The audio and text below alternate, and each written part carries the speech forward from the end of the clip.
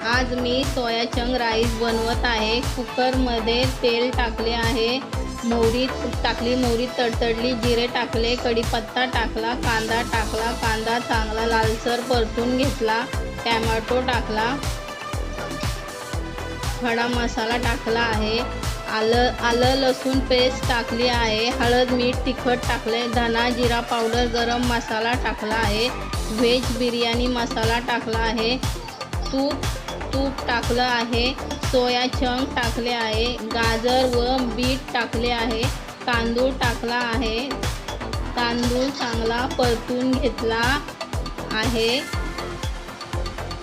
1 वाटी तांदळाला 1.5 वाटी पाणी टाकले आहे, 2 शिट्ट्या दिल्या, भात तयार झाला आहे।